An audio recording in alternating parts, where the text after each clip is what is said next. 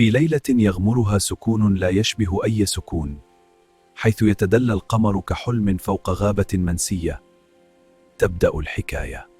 كان هناك حارس للضوء، تنين ذهبي يحمل في صدره قوة الشمس، لكن قلبه كان أكثر هدوءا مما يبدو. وفي ظلال الليل ولدت روح مختلفة، تنينة من نجوم بعيدة يتنفس الكون من خلال حراشفها.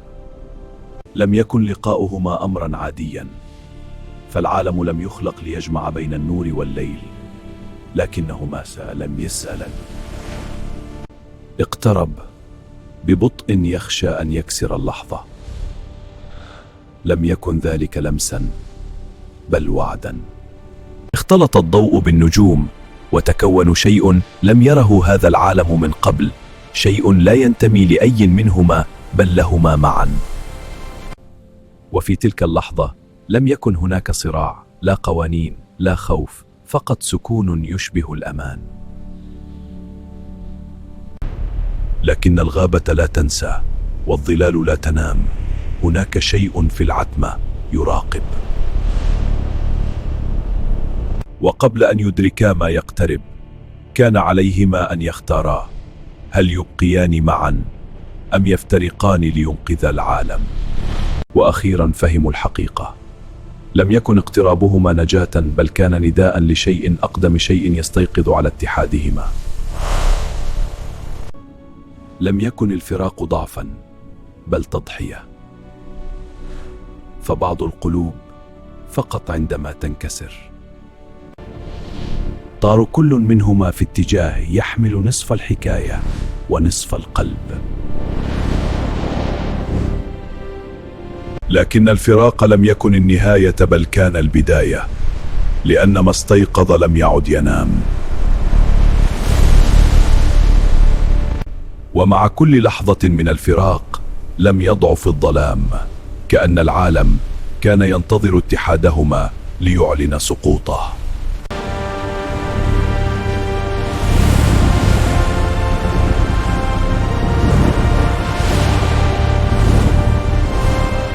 أما هي فاختارت الهروب إلى السماء، حيث لا يصل الألم بسهولة، لكن حتى النجوم بدأت تنطفئ. لم يكن الظلام مجرد ظل، بل كيان يتغذى ويكبر ويتعلم.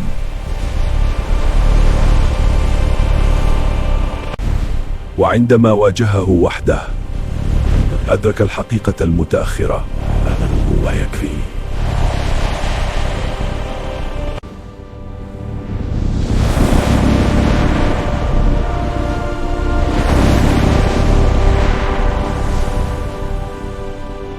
وفي لحظة واحدة اختارت ليس الهروب بل العودة. وقبل أن يلامس الأرض كانت هناك، كما كانت دائما، حيث يجب أن تكون. وهنا حدث ما لم يتوقعه أحد. لو شوفته مؤمن لم يعود نورا ولا ظلاما، بل شيئا ثالثا، شيئا كاملا. وما كان يتغذى على انقسامهما لم يستطع النجاة من اتحادهما. وفي النهاية لم يكن العالم بحاجة إلى نور فقط ولا إلى ليل فقط، بل إلى من يجرؤ على أن يكون الاثنين معا.